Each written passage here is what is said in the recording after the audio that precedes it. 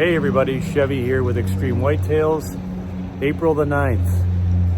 And here we are in Edmonton, Alberta, on the fringe, like we talk about, chasing those big whitetails on the fringe. So I just flew in, Stener's gonna pick me up, and we are spending the next 3 days scouting for our fall hunt, our 2026 fall Alberta hunt. So we're gonna go check out some zones. He's out here working hard and has been for a few years. He's got some good deer on camera. We're gonna go into those zones and try to figure out the best options to set up on these whitetails, and just boots on the ground. Yeah, looking for sign, looking for rut sign that maybe has shown up, you know, after the snow has melted. So anyhow, excited to be here, and stay tuned. See you on the next one. After a solid meal and some rest at Stener's house, we're loaded and ready to hit the road. And please hang in there, guys. We've got a couple of solid whitetail tips in this episode. Good morning. It's April 10th. We're on a scouting expedition for our 2026 big monster whitetail buck, or maybe even two monster whitetail bucks. Today we'll be checking for ground scrapes.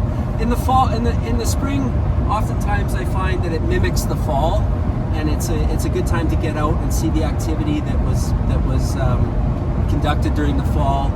And you know, the snow's covered it up, and now you still kind of get a bit of a picture in the spring. And you know, it's a time where it's not too busy. Families doesn't have you tied up. There's no mosquitoes out. The leaves aren't out. You know, you're free to roam around and without being too constricted because of thick bush, and the snow's kind of melting. So it's a good time to get out, see the layout of the land. So I'm excited. Dennis has flown out. This is the first time that he's going to see some of the areas that we're going to tackle this year and attempt to locate a big monster whitetail, and maybe we can see some areas where we can kill an elk. So you never know. I'm always got that one in the back of my mind. So that's today's expedition. Next 3 days. Awesome. Yeah, buddy. Thanks, man. Walking into his zone. Here we go. Day 1 of 3. We're in an area where I had set up a couple years ago, and it's always nice to have a hunting buddy to come in and sort of give you a second opinion on things. And we decided that we were going to sort of penetrate the area that I was hunting a little bit further in, so a little bit away, further from the road, further into the back country. And sure enough, we've stumbled upon a beautiful tree rub here. And we just kind of, sometimes it's good to get out in the area and get a second set of eyes and a little bit of motivation to maybe move through that area a little bit more, because you kind of get more inquisitive and you want to investigate it. So that's kind of what we're up to today. Yep. At this particular moment. Awesome. Yeah. Yeah, we were finding some couple more deer trails. We're in a little deeper, and yeah, there's a good looks like a good population of deer in here. So all good. It's exciting. All right, guys. So Stener was just showing you guys the can't do it unless it's that big. Okay, guys.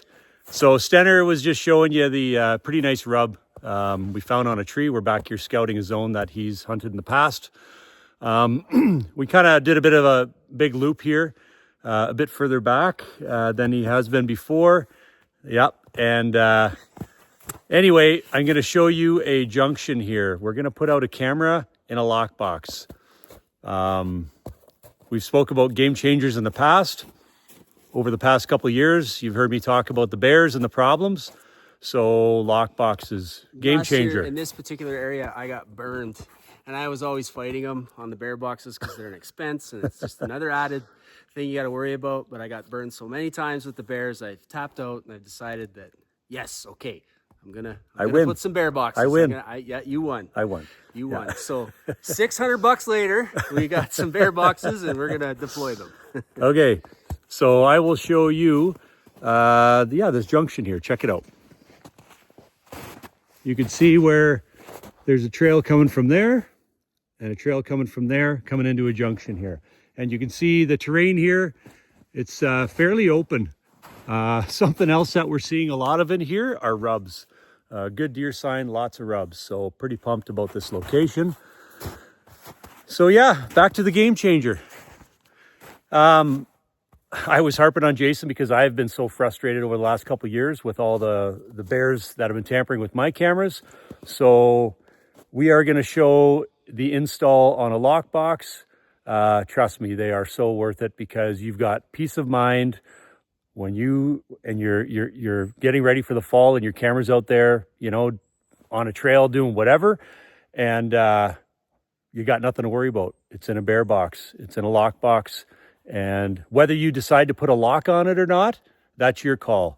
If you're in an area where there's people, obviously you're going to want to lock it up. But if it's in a zone where nobody's going to find it, check out to see what we've got here. So we've got a stealth cam lockbox, just putting a carabiner on the side to keep it closed because a bear might come and shake at it.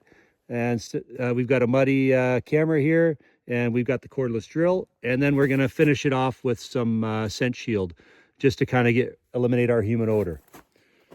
So yeah, and we got a tree here. So we're going to go through the install here piece by piece to show you. Again, they're definitely another additional expense. We try to tell our wives how affordable hunting is, but yet we know it's not that affordable. Putting meat on the table. But anyway, yeah, check it out because it sure gives you peace of mind when you know your camera's there. Okay, so there's the back of the lockbox. You can see it's got the two holes. We're using like a lag screw or a lag bolt. But check this out. So the poplar has a bit of a lean slightly back. I usually run my cameras knee height or slightly higher off the trail. So we're probably 6 or 7 feet off the deer trail, so that a deer's not walking down a trail and staring straight at a camera, right? It's off the side, cutting the trail at an angle. But anyway, fastening that there, it's going to be leaning back. So in this case, we're going to put the bottom leg in, and then we're going to grab a stick and jam a stick in there to shim that forward. So, alrighty, we'll show you the next step. Seems basic, but super important. Yeah. Otherwise, you're taking pictures of the sky. Yeah. How tight you want it? Just a little bit. Oh, good there. Okay. Now we're going to shim it. Okay. Okay, I got a shim here. Slipping that in the back. Nice. Hold that there, Jake. Yeah. Okay, and then you want to make sure it is level, right? Yeah, that's right. I adjust this. There you go. Pretty tight. Yeah. So, yep, pretty level. Awesome. Nice. Don't forget to turn your cameras on. Yeah, yeah. It's happened, right? Because you're trying to set up a spot and you're doing a lot of different things. It doesn't happen very often, but it has happened to me. I'd be a liar if I said it never did. Okay, so like I said, make sure you turn your camera on so the camera's on. And this setup here has a screw to go into the bottom of the camera, so you can kind of put it exactly where you want. And that's basically it. So pretty simple. Like I've said before, I've got some Spy Point lock boxes as well. They're all good. Doesn't really matter. Doesn't really matter what you're using, but just having them in a box is key. So, I feel like I gotta help you out. You gotta come on the front one. Oh yeah. Ooh. You know what you call this one? This is a blooper. okay, so there's the camera in there installed. We're just throwing a carabiner on the side, and then yeah, a bear can't spin it. You know, he can get in there and look at it, and he might now? Yeah, he might get his teeth into it a little bit, but yeah, that is trust me, game changer. Yeah, a little peace of mind. Yeah, exactly. Good. Awesome. Thanks for checking us out.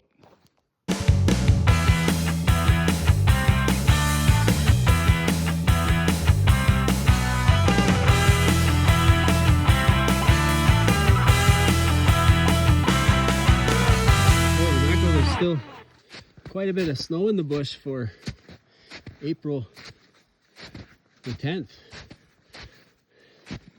Making us work for it today. Hey? Yeah, there's definitely a foot of snow here, but Yeah. it's kind of compacted. It's not bad. No, it's good. Look at that ridge up there. Let's go check that out. Okay, awesome. Up on the ridge. Yeah. Feel like I lost 4 pounds so far today. All right, little update. Beautiful day today. A little more snow than we would like. Finding some good deer sign. We're actually in a new zone this afternoon. I've never been in here. We're learning this area together for the first time. It's pretty exciting. And as you can see, we've just stumbled upon a pretty great rub from last fall. And again, does feel a lot and look a lot like the fall. Although it's turned into a pretty nice day today. So we're having a good time and shedding some pounds. I'm pretty sure I've lost 4 or 5 pounds of fluid today. So Dennis is working me hard because he's the best bushwalker that's ever lived. And I'm trying to keep up, but yeah, really positive results today so far. 3 cameras deployed so far, and yeah, new zone. Yep. It's been a lot of fun. Lot of good deer in this on the fringe. We're on the fringe of the whitetail habitat, and yeah, pumped to be here. Good stuff. Alberta.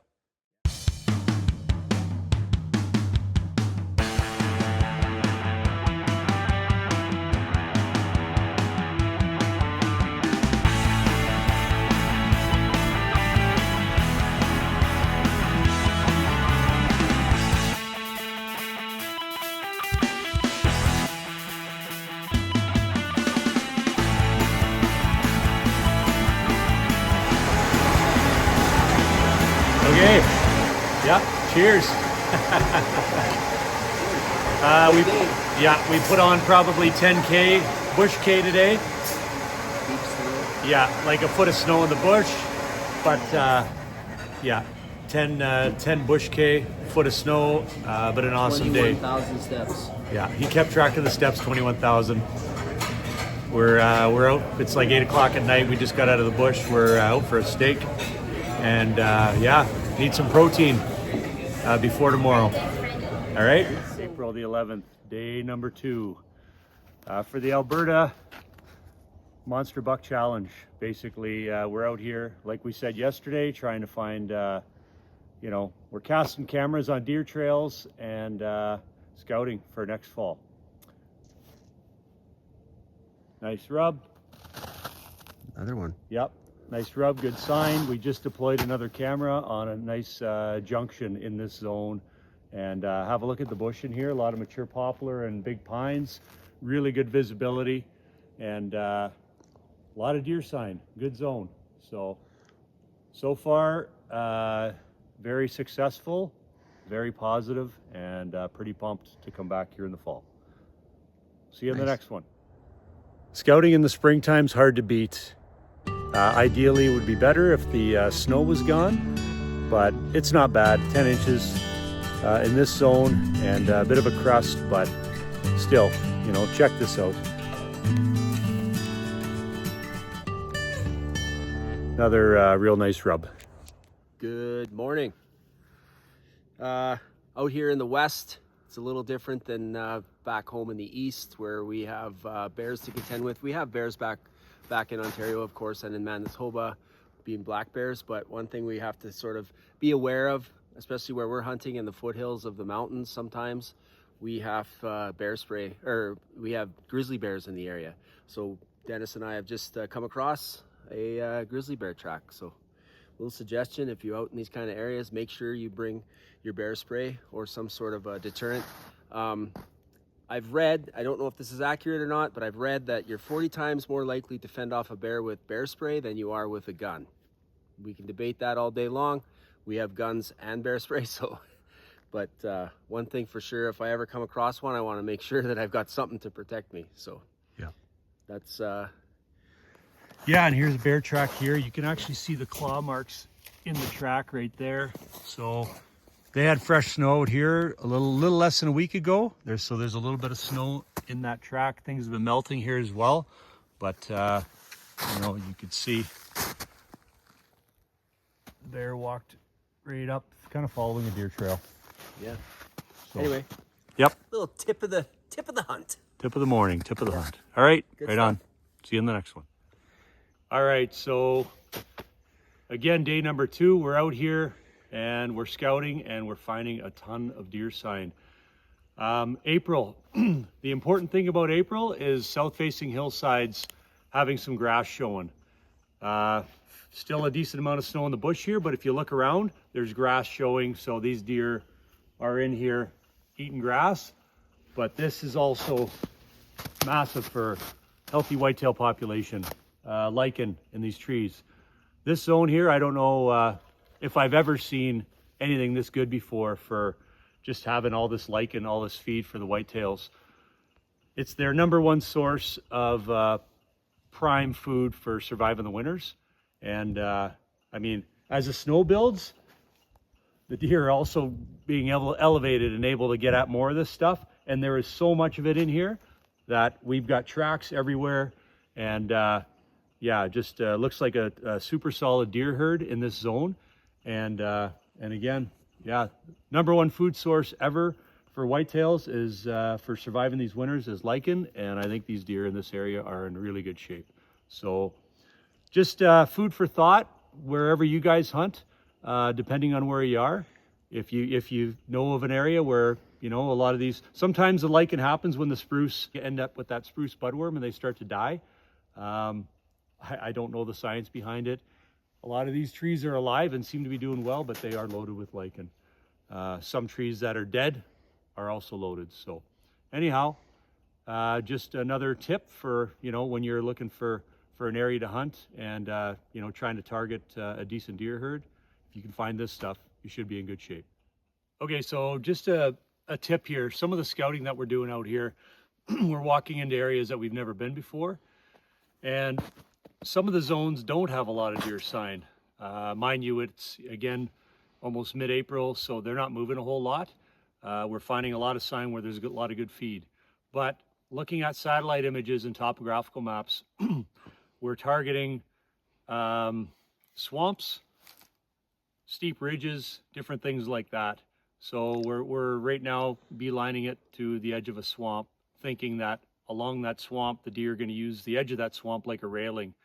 They're, you know, once in a while a deer will walk across the swamp, but for the most part, the most activity should be along that, you know, the edge of the swamp, probably up on a bit of a step. But have a look where we are here. There's a pretty good ravine down below, and right up on the top edge here, we've got a really good runway that is obvious. You know, it's an obvious, really good spot. You could probably have a look here. You know, there's a pounded deer trail down to the soil, roots are exposed, and there's a fair bit of sign on the snow.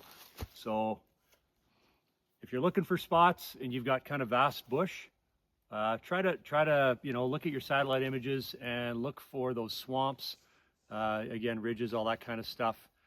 Areas where the deer might have to funnel through. Sometimes you could find a ridge or a swamp near a roadway. They don't mind crossing roads, but for the most part, they'll avoid them. So anyhow, that's what we're doing. That's what we're finding. And we found another really good trail here. Right on.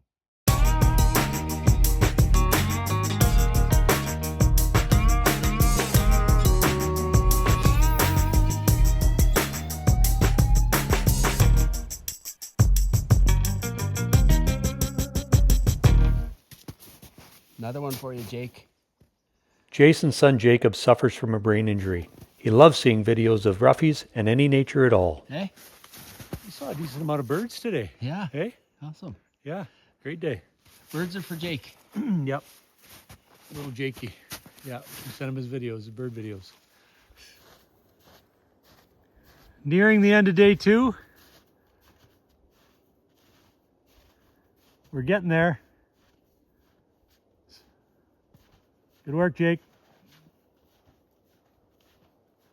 2 more cameras to set. So a little bit of history with this particular spot that Dennis doesn't know, but for me, I've been hunting it for a few years now. I started hunting this area with my boys when they were younger, and I would always tell them stories about Dennis in particular, about the old hunting stories, and so they would get excited. And then and then we began our own chapter of hunting, and then they started to understand and hear the word Boone and Crockett or Boone and Crockett bucks. And so when my oldest son and I started hunting this area, we first got into this particular zone, and I was looking around, and we were driving, and 2 whitetails started running, and then I looked into the distance, and I could see a tree line. We have lots of right-of-ways here in Alberta. We're very lucky with seismic right-of-ways, pipeline right-of-ways, logging right-of-ways, all kinds of different places and areas to hunt. And I, from a distance, pointed to him, or with my son, I pointed to this particular tree line in this area, and I said, that's where I'm going to kill a booner someday. And I haven't, and the quest is still on. I've never killed a booner buck. I would love to someday. It's a challenge. It's a lifelong challenge for me. But here we are. I've got Dennis coming to assist me in setting this area up, and maybe this is the fall. Yeah, it's gonna happen. Yeah, it's gonna happen. But if not, I'm gonna keep trying. Yeah, awesome. Yeah. Stenner and I put in 2 solid days in the zone he had been learning for years. We walked a lot of the area that he knew, and then tried to expand his zones at every location, going deeper and further, deploying 10 cameras. I was super impressed with the amount of deer sign in his areas, and the big buck sign had me finding it hard to sleep at night. It was awesome. On day 3, we changed gears and went to a totally separate area where he had expanded to in 2025. Okay, look at this. This is what we mean when we say extreme. Keep moving. Today's day 3 of our Alberta spring scouting expedition. And as you can see, the snow's knee deep here. Not ideal, and but we're still out looking for some rubs and seeing what we can find. Got to kill the day. See how it goes. Yep. All right. Knee deep for a 6'3" guy. We're walking across this lake, and this makes it bearable. This is a piece of cake. The bush is terrible here. It's knee deep. Super deep. Yeah. We'll have a look. Anyway, we're gonna get a camera on the other side of this lake because the lake is a barrier, and the deer are gonna follow the edge. We'll see what we see.